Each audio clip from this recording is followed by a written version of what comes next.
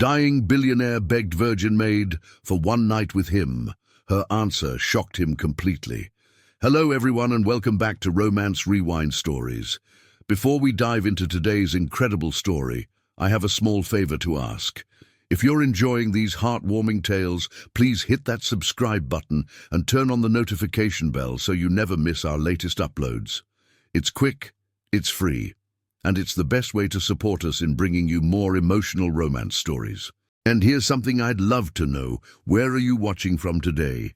Drop your city or country in the comments below. I always enjoy seeing our amazing community from around the world. Oh, and if this story touches your heart, don't forget to hit the like button. It really helps us grow and reach more people who love these kinds of tales. Now, let's get into today's story. Dying billionaire begged Virgin Maid for one night with him. Her answer shocked him completely. The diagnosis came on a Tuesday afternoon in late September. Glioblastoma, an aggressive brain tumor with a median survival rate of 15 months. For Phoenix Ashford, 38-year-old tech billionaire who'd built his empire through calculated risks and meticulous planning, it was the one variable he couldn't control. 6 months to live, maybe a year if he was lucky. The headaches that had plagued him for months finally had an explanation. And it was a death sentence. Phoenix told no one, except his housekeeper, Meadow Sinclair. At 24, she'd worked in his Boston mansion for 2 years, quietly cleaning and organizing his life while he built his company. She was the only consistent presence in his otherwise solitary existence. No family, few friends, just employees and business associates who valued his money more than him. "Mr. Ashford, you need to tell someone," Meadow said when he finally revealed the diagnosis 3 months in, after she'd found him collapsed in his study. "Your business partners, your lawyer—" "No," Phoenix said firmly. "The moment word gets out that I'm dying, the vultures will descend. My company's stock will tank. People will start positioning for my death. I refuse to spend my last months watching everything I built get picked apart. So you're going to die alone, pretending everything's fine." Meadow's voice was sharp with concern that surprised him. In 2 years, she'd never spoken to him with anything but respectful distance. "I've always been alone.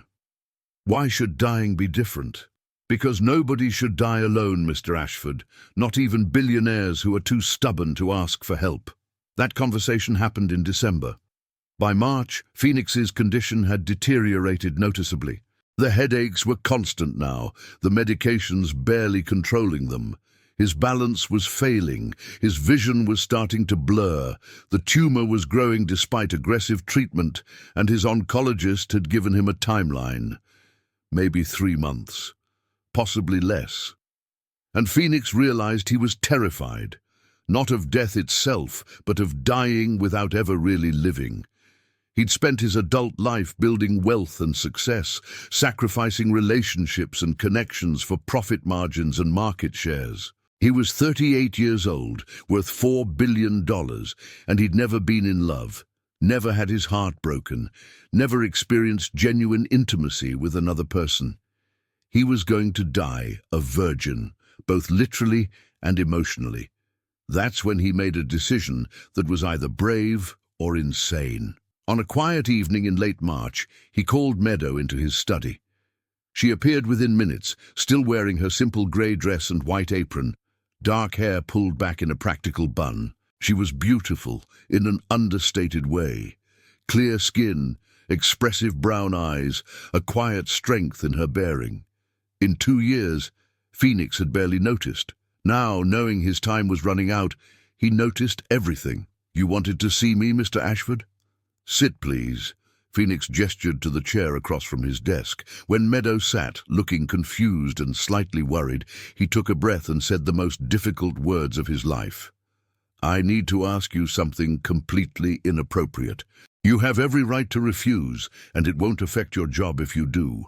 But I need to ask." "What is it?" "I'm dying. This. 3 months, maybe less. And I've realized that I've spent my entire adult life working, building wealth, achieving success. But I've never actually lived. I've never been in love, never experienced genuine connection with another person. And now I'm running out of time to change that. Meadows' expression softened with sympathy. Mr. Ashford, I want to hire you for one night, not as my housekeeper, but as... Phoenix struggled with the words. As someone to spend the night with me. To talk, to connect, to experience what intimacy feels like before I die. I'll pay you $1 million. One night of your time, and you'll never have to work another day in your life. The silence that followed was crushing. Meadows stared at him, her expression cycling through shock, confusion, and something that might have been disappointment. You want to pay me to sleep with you, she said finally, her voice flat. No, yes, not. Phoenix ran his hand through his hair, frustrated. I'm not asking for sex. I'm asking for connection. For one night where I don't die alone and wealthy, but actually experience what it feels like to be close to another human being, to talk about real things, to be vulnerable with someone, to maybe understand what I've been missing my entire life. Meadow, I know this is strange and inappropriate and possibly offensive. It's heartbreaking, Meadow interrupted. Mr. Ashford, you're offering me $1 million because you're so lonely and disconnected that you don't know how to form genuine human connections without treating them like business transactions. Phoenix flinched. You're right. I'm sorry. Forget I asked. This was a terrible idea. I'll do it, Meadow said quietly, but not for $1 million. I'll do it for free on one condition. What condition? You stop calling me your housekeeper for the night. You stop treating this like a transaction. You be honest, actually genuinely honest, about what you want, what you're afraid of, what you regret. No billionaire armor, no business negotiations, just Phoenix and Meadow, two people connecting before one of them dies. Phoenix felt something crack in his chest. Why would you do that? Spend your night with a dying man for free? Because in 2 years of cleaning your house, I've watched you work yourself to death, literally, without ever really living. Because you're not the cold billionaire everyone thinks you are. You donate anonymously to children's hospitals. You pay my salary plus 50% more than market rate without telling me. You leave books you think I'd like on the kitchen counter with no explanation. You're not heartless, Mr. Ashford. You're just afraid of being hurt, and nobody should die afraid and alone. When? Phoenix asked, his voice rough with emotion he couldn't quite name. Tonight. Right now. Go upstairs, take a shower, put on comfortable clothes. I'll meet you in your room in an hour. And Mr. Ashford, for tonight you're not my employer. You're just Phoenix, a man who's scared and lonely and running out of time. Can you be that? I don't know how to be anything else anymore. Then I'll teach you. That's what tonight is for. An hour later, Phoenix sat on the edge of his massive bed, wearing sweatpants and a t-shirt, feeling more vulnerable than he'd ever felt in his life. He heard a soft knock. Then Meadow entered. She'd changed out of her uniform into simple jeans and a soft sweater. Her hair was down, falling past her shoulders in dark waves. She looked younger this way, more like herself than the professional housekeeper facade she usually wore. "Hi," she said, closing the door behind her. "Hi," Phoenix replied. "I don't know how to do this, how to be not me." "Then let's start simple. Tell me something real about yourself, not about your company or your success. Something personal." Phoenix thought for a long moment. "I'm terrified of dying alone, not the physical act of dying, but the idea that I'll leave this world and nobody will genuinely miss me. People will miss my money, my company, the things I provided.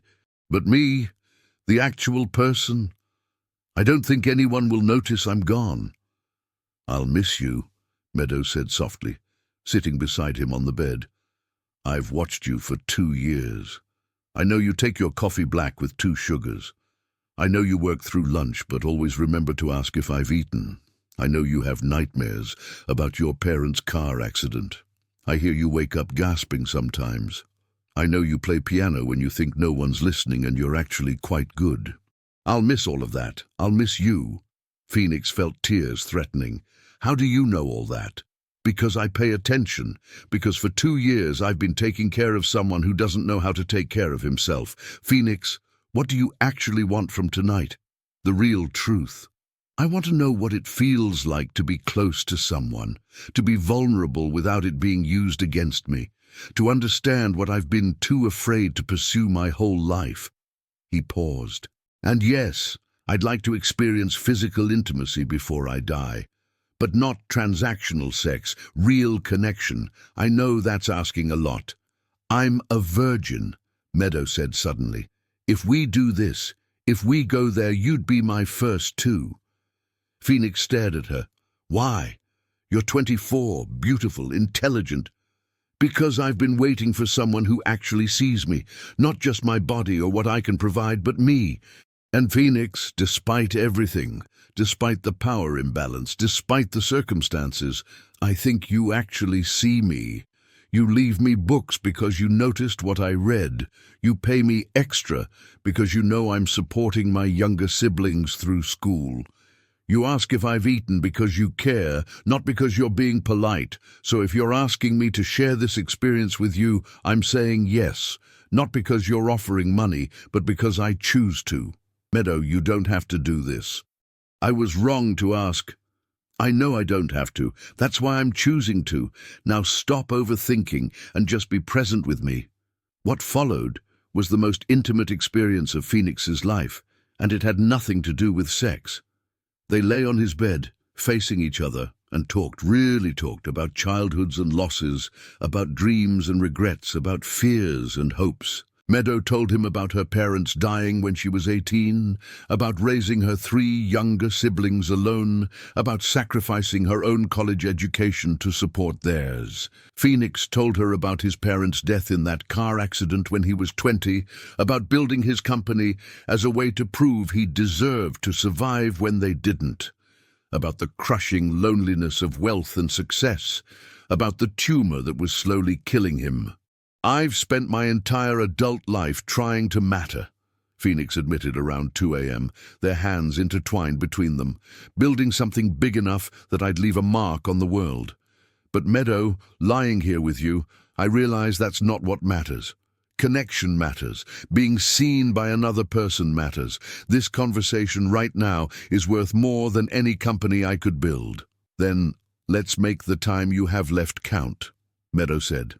Not by building more wealth or achieving more success, but by actually living, by connecting, by being present. How do I do that when I'm dying? By choosing to be alive until you're not. By being here now with me. That's living. Around 3 a.m., the conversation shifted from words to touch. Gentle, exploratory, reverent. Phoenix had been with women before. Transactional encounters that left him feeling more alone than satisfied. This was different. Every touch was communication, every kiss was connection, every moment was present and real. When they finally came together physically, it was tender and awkward and perfect. 2 people experiencing vulnerability and intimacy for the first time, Phoenix for the first real time, Meadow for the literal first time. There was fumbling and laughter and tears and ultimately genuine connection. Afterward, they lay tangled together, Phoenix's head on Meadow's chest, her fingers running through his hair. "Thank you," Phoenix whispered, "for seeing me, for choosing this, for teaching me what I've been missing. Thank you for letting me in, for being vulnerable, for showing me that wealth and success don't protect you from being human." "I love you," Phoenix said suddenly, surprising himself. "I know that's fast. I know it's probably the tumor or the emotion or desperation. But Meadow, in one night, you've shown me more genuine care than I've experienced in 20 years. If this is love, then I love you." "I love you too," Meadow replied. "And Phoenix, whether it's the tumor or desperation or something real, it doesn't matter. What matters is that you felt it. You experienced love before you die. That's what you wanted, isn't it?" "Yes. But now I want more. I want time. I want months or years to love you properly. I want to meet your siblings, take you on real dates, build something real, and I'm running out of time. Then let's not waste the time you have. However long it is, let's make it count. Phoenix lasted 4 more months instead of 3. In that time, he did what he'd never done before. He lived. He met Meadow's siblings and paid for their education openly, not anonymously.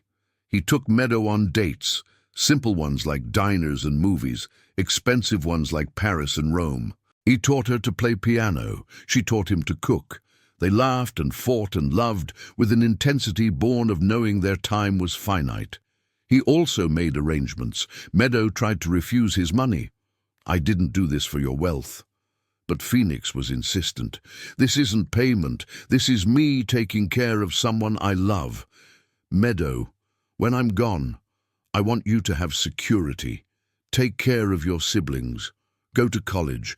Live the life you sacrificed for others. Please, let me do this one thing." In the end, she accepted. Not because she wanted his money, but because refusing would hurt him, and she loved him too much for that. Phoenix died on a warm July evening in his bed, with Meadow holding his hand. His last words were, "Thank you for teaching me to live. I love you. I love you too," Meadow said through tears. "Thank you for seeing me, for choosing vulnerability, for being brave enough to ask for connection even when it terrified you." 6 months after Phoenix's death, Meadow stood in the office of the Phoenix Ashford Foundation, a non-profit she'd created with the inheritance he'd left her, dedicated to supporting young people who'd lost parents and needed help pursuing education. He spent his life building a company, Meadow told the first group of scholarship recipients. But what mattered most to him in the end wasn't the wealth or success. It was connection, being seen, being loved. So this foundation isn't about money, though we provide that. It's about seeing people who've been overlooked, about connecting with those who feel alone, about honoring a man who learned at the end what actually matters in life.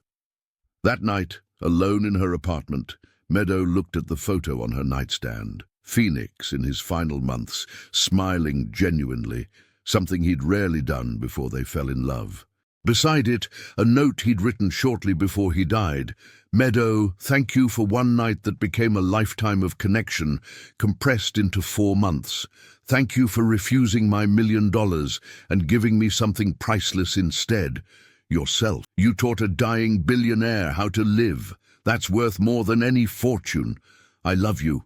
Always. Phoenix." "I miss you," Meadow whispered to the photo, "but I'm grateful. You taught me that vulnerability is strength, that asking for help is brave. That connection matters more than anything.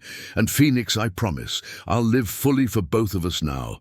I'll connect, I'll love, I'll be present, just like you finally learned to do. Because sometimes the most transactional-sounding proposals, one night for money, can become the most genuine connections. Sometimes dying forces you to finally start living. And sometimes the person you hire becomes the person who saves you, not from death, but from dying without ever really living. And that's where our story ends today. What did you think? Did Phoenix and Meadow's story of finding love in the face of death touch your heart? Let us know in the comments what your favorite moment was. If you enjoyed this story, we have so many more waiting for you. Check out our playlist for more heartwarming romance tales that will make you believe in love all over again. Don't forget to subscribe, hit that notification bell, and give us a thumbs up. Your support means everything to us. Until next time, keep believing in love, keep believing in second chances, and remember, the best stories are the ones that remind us we all deserve our happily ever after. See you in the next story.